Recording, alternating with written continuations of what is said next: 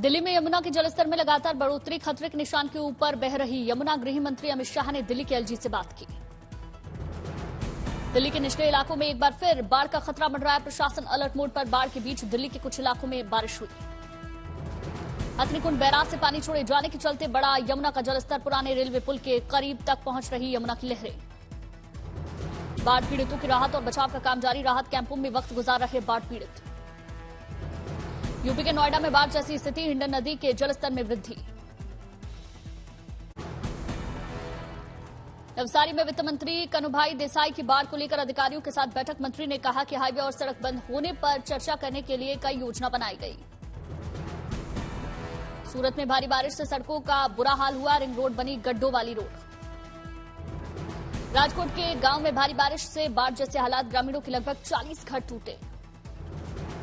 पूरा गांव पानी में डूबा। मवेशियों को बचाते नजर आए लोग। जूनागढ़ में भारी बारिश के जलभराव से राजाजी एक्सटेंशन में हुआ सबसे बड़ा नुकसान। 300 से ज्यादा वाहन क्षतिग्रस्त हुए। बड़ोदरा में भी जोरदार बारिश के बाद बिगड़े हालात। जलभराव की समस्या से लोगों को जूझना पड़ रहा। अहमदाबाद एयरपोर्ट की सड़क पर भरा पानी। कर्मचारियों ने सफाई की। रात के नवसारी में मूसलाधार बारिश। सड़कें बनी तालाब। उज्जैन में भारी बारिश के कारण शिप्रा नदी उफान पर। महाकालेश्वर मंदिर के नंदी हॉल तक पहुंचा पानी। यूपी के कानपुर में गंगा नदी के जलस्तर बढ़ने से लोगों में बड़ी परेशानी। गंगा के किनारे के निचले घाट जलमग्न हुए। सूरत में भारी बारिश के चलते मेट्रो प्रोजेक्ट का काम बना मुसीबत। नाले में गिरी कई कार को क्रेन से बाहर निकाला गया।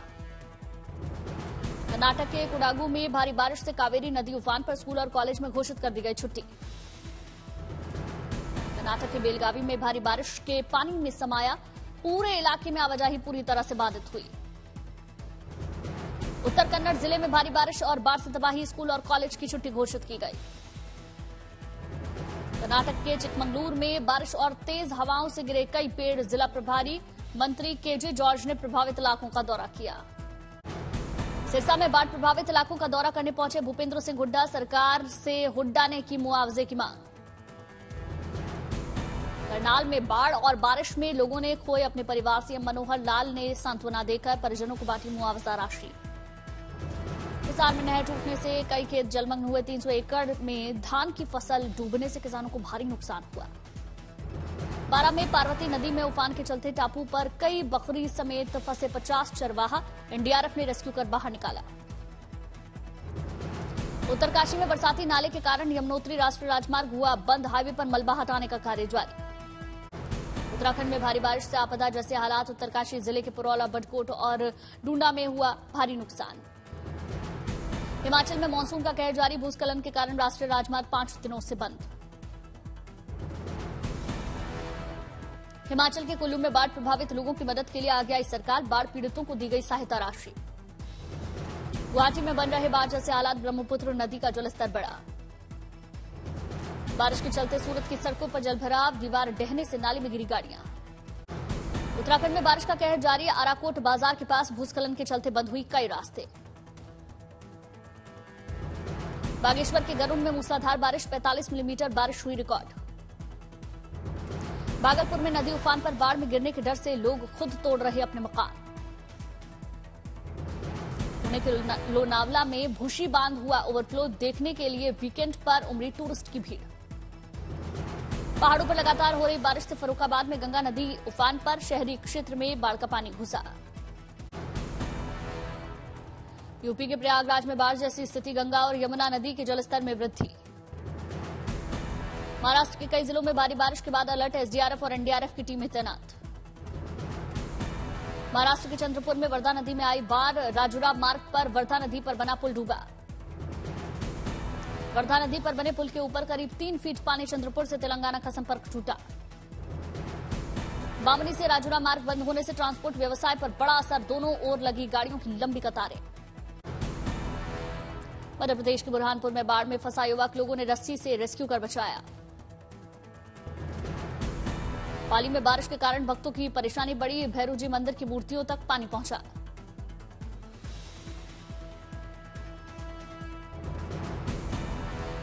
मूसलाधार बारिश आफत बनी। अंबाला के टांगरी नदी का जलस्तर बढ़ा।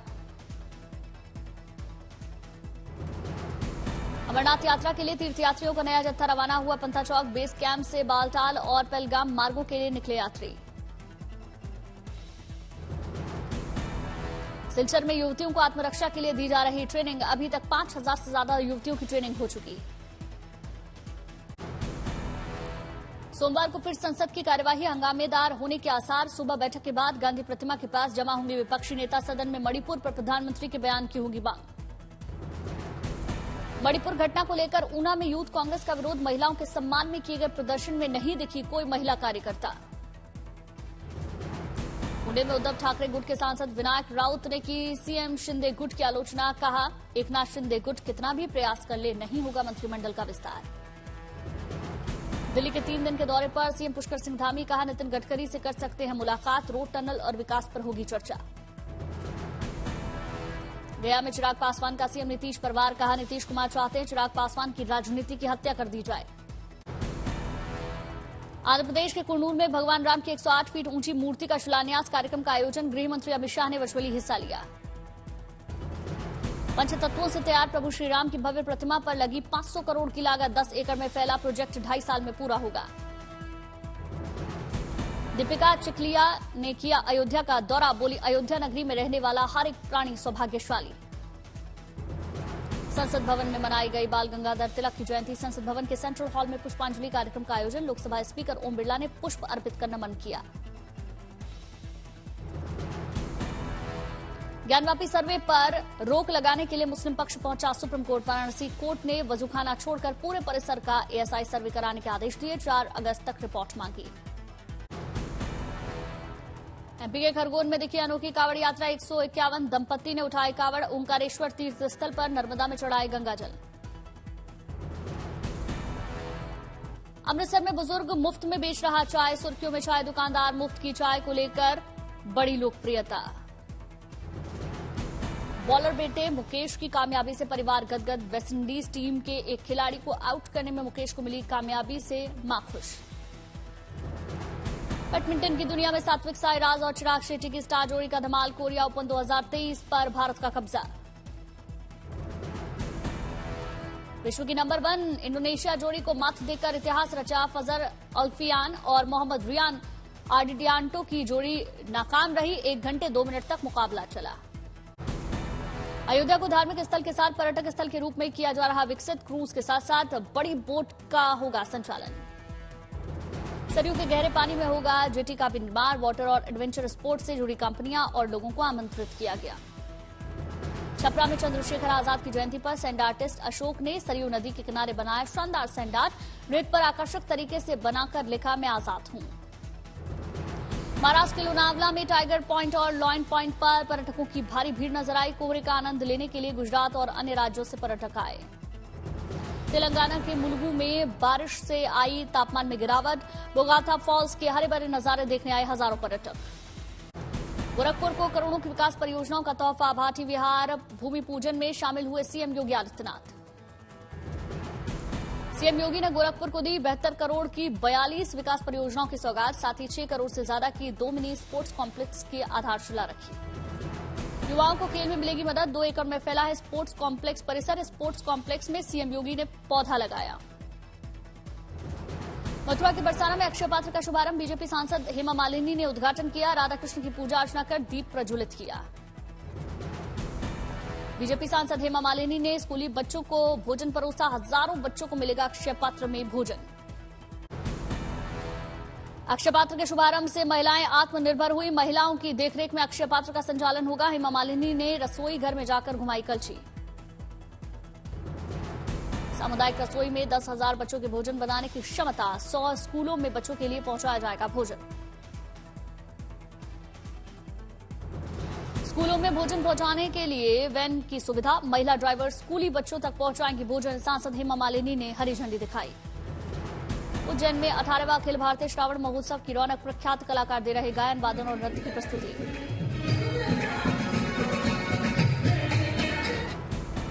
श्री महाकालेश्वर मंदिर प्रबंध समिति के जरिए सांस्कृतिक कार्यक्रम का आयोजन हो रहा। 9 सितंबर 2023 को श्रावण महोत्सव शिव संभ्रम का समापन होगा।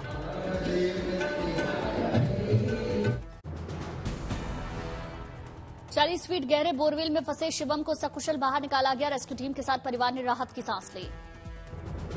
कैमरे की मदद से की गई मॉनिटरिंग मिशन जिंदगी में जुटी एनडीआरएफ की टीम को 6 घंटे बाद कामयाबी मिली। एनडीआरएफ की सूझबूझ से मासूम की जान बची। जेसीबी की मदद से बोरवेल के ठीक बगल में की गई खुदाई। बेस बनाकर रस्सी के सहारे शिवम को बाहर निकाला गया। प्राथमिक इलाज के लिए अस्पताल में भर्ती।